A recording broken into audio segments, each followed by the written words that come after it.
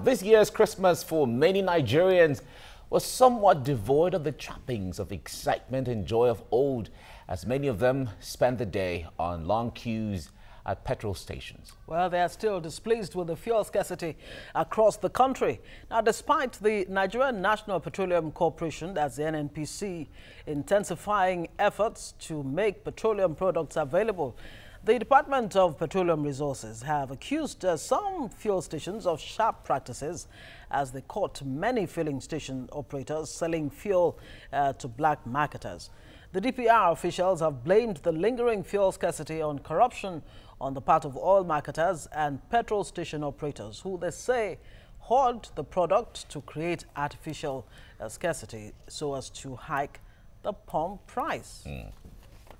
Okay. Well, they succeeded as far as I'm concerned. We heard reports of fuel being sold 300, 250, 200 in other places. And Nigerians were really desperate to buy too. Yeah, exactly. All right, we still have with us here Ayodele Adio. Joining us here, he is going to be our analyst as we expect another analyst to join us as we get along. Ahmed Abbas to join us on the show. Now, Ayodele, we've been talking about this, I know, but when this headline came out and this report came out, okay, it seems some petrol station marketers, sharp practices and all of that. Some analysts said that's just a way of, diverting the attention to create this, head-to-head coalition between Nigerians and the marketers on one hand, just to divert attention from government's negligence or ineptitude or inefficiency when it comes to fuel supply.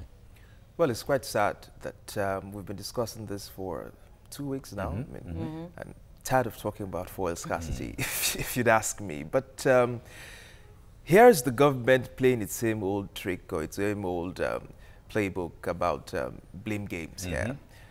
Why can't we just take responsibility for some of the actions that we take as a government? 2 months ago, did the marketers hoard fuel? 2 months ago, were they doing short practices? Were they carrying out sharp practices? They were not doing that. The reason why this is happening is because there's a supply problem.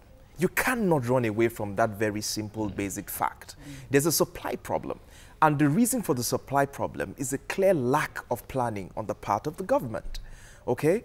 I mean, I always tell you that it plays in my head consistently when the NNPC GMD was bragging about the fact that they had enough in their reserve that will last the country up until, 3 months. At the time he was saying this was sometime at the end of November. And just barely 3 weeks after then, we had run ourselves into a crisis. And we know every time that the consumption rates, of petroleum in our country is about 30 million liters. 35 million. Exactly. Yeah. So if you were a planner, if you were sitting on a management board and you're in charge of planning for an organization and you're planning for the festive period, I mean, common sense says that you should know that there will be a higher consumption in this particular period because more people will be traveling, more people will be at home to power their generators, knowing so well they do not have power supply in their homes. So common sense says that the consumption rate is going to jump.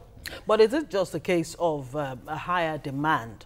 Or, according to some experts, look, it's corruption and ineffectiveness that's really at the root of this. Corruption both at the PPMC, the petroleum pricing, you can't run arm of it, the PPRA, NNPC itself. We've been told that since independence, Nigeria has lost about $400 billion. Oh, yes. There's a oil and gas sector. Yes, there's a lot of corruption in the NNPC. There's a lot of corruption in the oil sector. That's the goose that lays the golden egg, no doubt. There's a lot of corruption there. That's why you find most, the Petrobras in Brazil also had that problem. And, Manco in Saudi Arabia also had that problem. So there's corruption there. The problem here is, amidst the corruption, how have you been able to build an efficient and effective system that does two major things? One, distributes fuel effectively, and two, reduce the importation of petroleum products into the country. Those two things are critical. I tell you something, Mike, it's strange to know. I want you to see how backward Nigeria is. In 1870, John D. Rockefeller, the guy who owned Standard Oil, one of the biggest in the country, was moving his petroleum products through rail, through a major rail owner, Andrew Carnegie, at the time. It's also instructed to know that the rail was owned by a private individual, Andrew Carnegie, in 1870. And when they were increasing the price for him to move his products across the country unnecessarily because they felt it was a monopoly, he got angry and he built a pipe of 6,000 kilometers long to distribute his own products by himself. An individual built a pipe system 6,000 kilometers at that time to distribute his own petroleum products. 1870. I mean, when are we going to wake up, for goodness sake? We still cannot effectively, we keep talking about turnarounds, maintenance, the Kaduna refineries. For the refineries. You say, why are you not moving products through the pipeline? They tell you people will vandalize it. I mean, we're talking 2017 Nigeria, for Christ's sake. We're still moving petroleum products from trucks all the way from Maiduguri to Lagos and back. When are we going to wake up, for goodness sake? So we need to drive Nigeria a lot. actually had an effective rail system in the 70s. In the and 80s, way back. exactly. Whatever happened. So it's like we're happened to moving that. a step forward and 10 steps backwards. So there's a whole lot of problems, and people have argued that we should deregulate the downstream sector, and I agree with that, sincerely speaking, because the truth is, why we're in this problem, first of all, is because you know that the major oil marketers were responsible for the major importation of our petroleum products into this country. The NNPC, of course, does a lot of importation and what have you. The moment the prices of crude went up in the international market, and we're not willing to pay these guys subsidies, that was when NNPC became the major importer at the end of the day. Because these guys, the only importer, in fact, because these guys they're businessmen. They're not going to import products and smile and say they're patriotic Nigerians and incur losses for themselves. If you know, they borrow money from banks at 25% interest rates. So they have to balance their books. They have to keep the lights on. And so from that point, the NNPC have been the major or the only importer of petroleum products from that time on. And like the Vice President says, they are the ones incurring the subsidy and not the federal government at the end of the day. All right. So now we have government at sometimes saying that, in fact, during the reign of in fact, there was a short video going around reminding us of the days of Sani Abacha when he banned Nupeng and Pengasan and said the unions were unpatriotic and he had to, raise up a sole administrator for them and all of that. Now, would it be blame also on the unpatriotic, practices by these oil unions? Well, first of all, there's a lack of patriotism across board. Okay. It's not just the oil unions, across board. And you wouldn't blame people for being less patriotic about their country because they have gained very little from a country that's given them almost nothing. At the end of the day, you've had to provide your own power, provide your own water. So it's hard for you to be patriotic to a country like that. Having said that, you expect certain people who occupy certain privileged positions to understand the responsibility that comes with such a position. For instance, if you sit as the head of the Pengasin, for instance, a Nupeng or what have you, some responsibility comes with such a position. You don't shut down an entire country because you have a feud with a single company. You don't shut down the country because of that. That's where you talk of patriotism, or if you like, substitute it with the word responsibility. You don't shut down the country because you have a feud with one company. You don't call off the entire trailers in the country because your trailer was arrested in Apapa for driving on an illegal route. How about if somebody really took responsibility for this and somebody was punished for not taking responsibility? God bless you. Because all these sentiments, do we really need sentiments God bless you. to deal with this? Because this is what I say every single time. This is one of the only countries in the world where I know that something goes wrong and nobody answers for it. I mean, you should be sitting on a table and you should know who to blame exactly for this particular lapse. And that person should be carrying the can at the end of the day. I mean, just imagine if it was a boardroom scenario, for goodness sake, and your product is being hoarded. Somebody needs to carry the can. I mean, if you sit down and you're asking your people, why are my products not in the Kano market? You say there's a trailer, if there's a faulty trailer. Okay, there's a faulty trailer. Nobody told me there was a faulty trailer. Who is responsible for that? Carries the can at the end of the day. Simple. But in our own government, we just keep passing the buck. We have blamed every single person but ourselves. They've blamed the independent marketers. They've blamed the major marketers. They've blamed everybody. But they have not blamed their own self. And how they don't see the role that they play in this is beyond me. Because these people you're blaming, just 2 months ago, were playing ball with you. They were delivering. Overnight? So obviously, Mike, isn't it possible, Ayodele, that they have these people, all of the people who are involved in this have eaten the forbidden fruit, understanding that, look, every end of the year we can make so much money, humongous money, enough to last us for the next 1 year. And so every cycle we find ourselves before Yuletide having to queue for petrol. Isn't that what is really going on? And how far-reaching is this corruption that we're talking about? Well, corruption is far-reaching. I mean, you can't even begin to measure how far-reaching corruption is in the oil industry. In fact, what we're even just doing is basically relocating corruption in the oil sector. So what we have done is relocate corruption from the marketers, you know, or the major marketers to the NNPC. So you have the big boys in the NNPC now benefiting from what the marketers used to benefit from. So we've merely relocated corruption at the end of the day. That's why I continue to argue that what we need to do is to deregulate the system. And again, I have a problem with honesty. Our politicians have not been honest. They've only been as honest as the political party in which they represent. The people in power today were the same ones who went to Ojota and shouted the roof down that there was no way prices of petroleum products could be increased when Sanusi Lamido was arguing for a deregulated downstream petroleum sector. They said it was impossible. Today, they are the ones telling us when they increased pump price last. Remember, people forget that we went through this experience sometime last year between March for close to 3 months. We were queuing for 3 months, buying black market petrol for 3 months. And they were telling us at that time when the price increased, that is because they trust this government more with the money than they did with the previous government.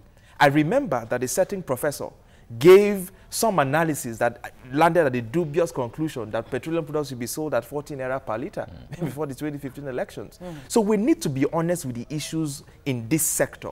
And one of the things we need to admit is that you cannot continue to run a petroleum sector like this where the NNPC is not accountable. The NNPC is not accountable to anybody. All right, Nigeria is a member of OPEC, and those who are at the helm of affairs in NNPC who run the oil industry, they interface with other international OPEC member countries who also run the same, and they are efficient in their countries and all of that. Now, if we narrow it down to these persons, the minister of petroleum, who is the president now, as a case as it were, was a minister of petroleum. He was the head of state. He was chairman of PTF. So when it comes to the workings in the nitty-gritty of NNPC and oil and all of that, he knows what it is. The Minister of State has been he knows everything. These are all experts. So how do we have all of these people, and yet it is so difficult to be able to run an efficient oil system in the country? I mean, with all due respect, the Minister of State probably has, you know, a thing or two. He knows the sector. I agree with that. Whether the president, who of course doubles as the Minister of Petroleum, understands the sector is a debate for another day. The fact that he has been minister of petroleum before. The fact that you were minister for petroleum before does not mean you understand the issues in the petroleum industry. Okay. I'm going to debate anybody on that. The fact that you were PTF chairman does not mean you understood the issues in the sector. Okay. I believe Kachiku, who is the Minister of State, has a grasp and has, you know, a firm understanding on the issues in the petroleum industry. The problem is, have we given him the political backing for him to be able to do the job, to reform that sector? Well, with the later developments only a couple of months back, shows you that he really does not have that room for maneuvering at the end of the day. So when he was GMD, what's it called, the MD of the NNPC, or the GMD of the NNPC, you know, he initiated a few reforms at the end of the day. He wanted to, you know, make the NNPC at the standard of the Petrobras and what have you, globally, you know, globally acceptable standards, you know, in the NNPC. But he was moved quickly, you know, to the Minister for State. So I believe that if we give certain people who understand the industry the real political backing and the courage to do the right things, you know, it's two things. You need to have the courage to do the right things, to unbundle this NNPC. Except you unbundle that beast, we're not going to make any progress at the end of the day. We're just not going to make any progress. I like the mind picture of So is there a need for a substantive petroleum minister? How much difference would it really make? After all, in the last administration, we had a substantive petroleum minister, and we've heard all of the allegations that have come out of that one. Exactly. So some analysts are saying, look, there is a need for a substantive petroleum minister right now. Oh, yes, of course. You can't run away from that. The fact that there's somebody floating in between makes it a little bit shaky. You really cannot hold anybody accountable to what happens, you know, in the industry. I mean, if the Senate wanted to call for a hearing and invited the minister, who would be sitting there, you know? And if you bring in Kachuku, he would tell you so many things are the prerogative of the president. He can't sign on to so many things, just like the GMD clearly told you when they had the bit of their feud. So yes, we do need a substantive minister for petroleum. There's no doubt about it. But we need a better governance structure around the petroleum industry. I think, I presume that the PIB bill gave some sort of a governance structure that would help us tighten up or block the leak, if you like, in the petroleum industry. Where we've not had the courage to see it through, its implementation is a different kettle of fish. But we need to sit down. I can't sit down and tell you I have all the answers, you know, in the petroleum industry. But what I know that we should do is that we need the best brains to sit down, have the political will and the courage to reform the petroleum industry, to make it more effective and more efficient so that it can deliver to the Nigerian people. I mean, petroleum product was supposed to be a blessing for the Nigerian people and not a curse. Yeah. All right, the Dangote refinery coming up goes a long way to show that Dangote as a group or as a company or as an individual is going full-time into oil business with that coming up. Now, in 2019, we expect the refinery to come upstream. Is that going to be any game changer to the way things are right now? Yeah, to a very large extent. He's going to be producing about 650,000 barrels of oil per day. So, I mean, that's going to prove a game changer. There's no doubt about it.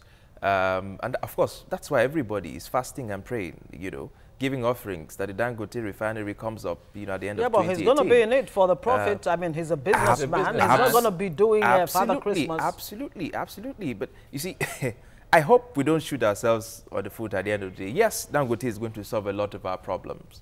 But would we have built enough regulatory framework, to ensure that there are no sharp practices? It's not an oligopolist market. Nobody's going to run a monopoly of prices in the industry. I hope we do all of that due diligence before it comes up and not start reacting when they begin to happen. Isn't it now that government should be looking at, look, the 4 refineries that have been largely moribund? Yeah.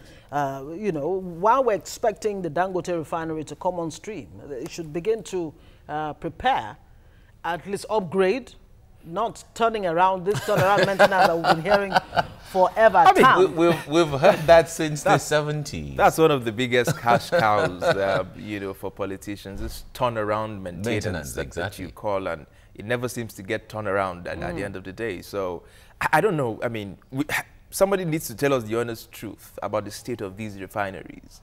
Whether we need to sell them off to people who can build, you know, inject effectiveness and efficiency into those refineries and run them up to capacity. Maybe we might need to do that. Because the fact that government continues to hold on to something that has not been working over time, promises after promises, billions after billions, they still remain moribund. So we can't continue to spend on something that is ineffective, that is completely useless to the Nigerian people. And in fact, it's so funny that you have ministers and government officials hitching the future of their political life on the refinery of a private individual.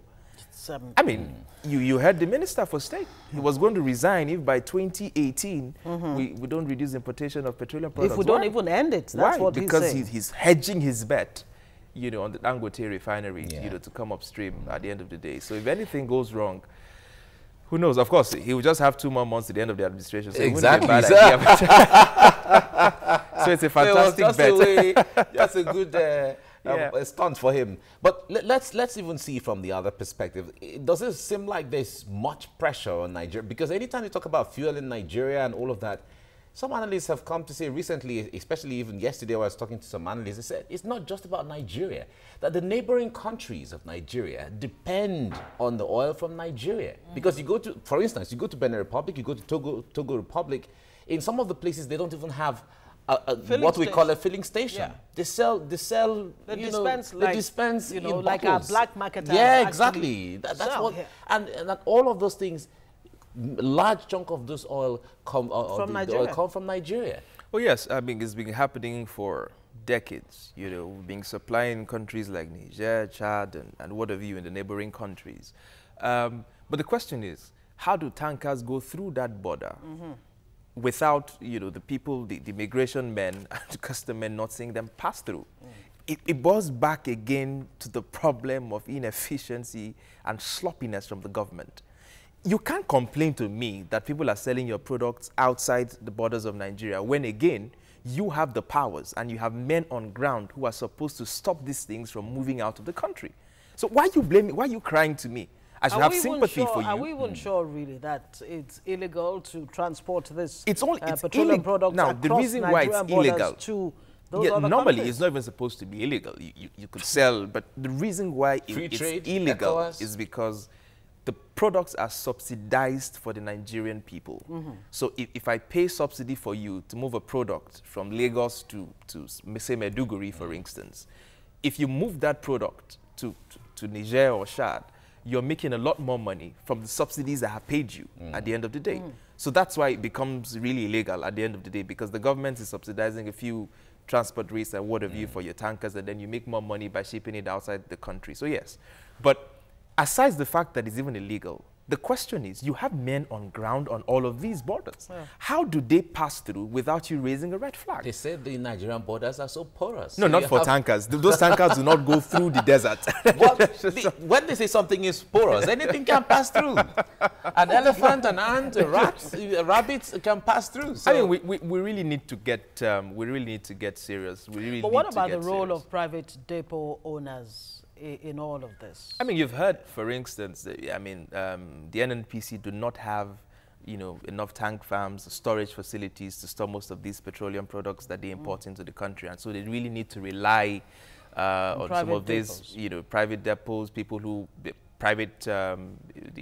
major marketers and what have you, to use their tank farms and facilities at the end of the day.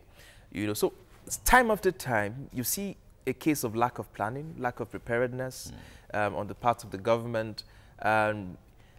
I say time after time that governance is serious business. It needs serious intellectual rigor. You just don't take an armchair approach to governance and expect results to manifest, at the end of the day. Good intentions do not translate to good governance. It never happens. The fact that you have a fantastic or a good intention or that you have integrity does not mean it's going to translate to value for the Nigerian people. People need to put their brains to work. They need to get the job done. I tell you a small joke. I mean, in an AGM meeting where an MD of a particular company, I can't name, but the MD of a particular company told, I mean, it's an international conglomerate, so he represented the Nigerian, and he told the group chairman that because of the Boko Haram activities in Nigeria, they are unable to make an expansion in Nigeria, so the markets could not expand, in the country. And so, in fact, if care is not taken, they might really need to drop on sales in the country. And then the chairman asked him, has your salaries dropped? He said, no. Has your emoluments dropped and your travel allowances dropped? And he said, no, but my own market share has to drop, but yours don't drop. And he was sacked after that meeting. Because you don't come and tell somebody who is paying your salary, travel expenses and everything that his market share is going to drop, but yours is going to stay. Exactly. So we need that kind of approach. When you're getting yours from the pool. Exactly. You just can't tell me that things will not work when you are benefiting from the system. The vice president went to the south region sometime last year, and he was talking to the people and saying that those who were involved in the illegal refining and all of that were going to be, instead of prosecuting them, they're going to absorb them into the modular refineries they were setting up. And we felt that there was some kind of urgency, to that. Up till now, we've not seen the modular refineries spring up anywhere in the country. You picked up a fantastic word that I'd just like to use a second to build on: urgency. There is a lack of urgency in anything in this country. In fact, I read a brilliant article by Dr. Tayo Oke on Punch yesterday. When an African man tells you time, particularly a Nigerian man, time is not, he does not see time as value. So when he's telling you something is urgent, it's urgent when he can, deliver for you, not urgency in the reality of the situation, if you get what I'm trying to say. So, I mean, and that's why we keep doing things like we have all the time in the world, at bit of our fingers. You cannot tell me that all those illegal refineries in the Niger Delta and what have you, you want to bring them into the system, but you have not built a legal framework for the National Assembly to be able to regulate the activities of those people. So how are they going to work? I'm tired of all of these, what you call those kind of speeches, sound bites, if you like. You know, that's what they are. Fantastic speeches that you make. I think I'm going to bring these people into the mainstream petroleum sector when you have not done due diligence to see the regulatory framework and how you can absorb these people into the system at the end of the day. And the same lack in urgency has, of course, given the IOCs, for example, whom the vice president, when he was acting, said they should move to the Niger Delta immediately, move their headquarters to the Niger Delta. Still nothing has been done about that. There's a lot of laxity. Yeah, of course. During this round of fuel scarcity, we were told that in 48 hours, there'll be enough petrol all across Nigeria. 48 hours have come and gone. I don't know how many hours. Everyone knows it's so impossible to distribute fuel. Urgency. I think we look at time as an expression of hope in Nigeria. So when somebody tells you, I'm going to get this done in 2 months, what he's actually telling you is an expression of hope. And of course, Farid Zakari has told us, hope is not a strategy. We need to tell Nigerian leaders that the expression of hope is zero strategy. Hope cannot be a strategy.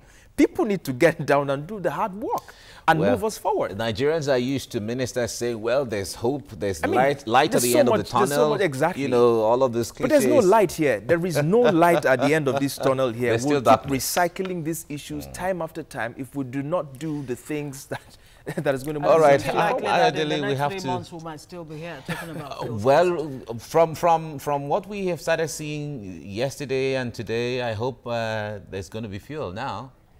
So well, let's hope so. Stopgap measures, is that what we need right now? Some vessels have disposed, have imported fuel from what we got. I hope I won't be talking fuel scarcity next week. No, we hope so. Adelia, thank you so much for coming on the program. Thank you for having me. Thank you very much. Merry Christmas again. Yeah, Merry Christmas again.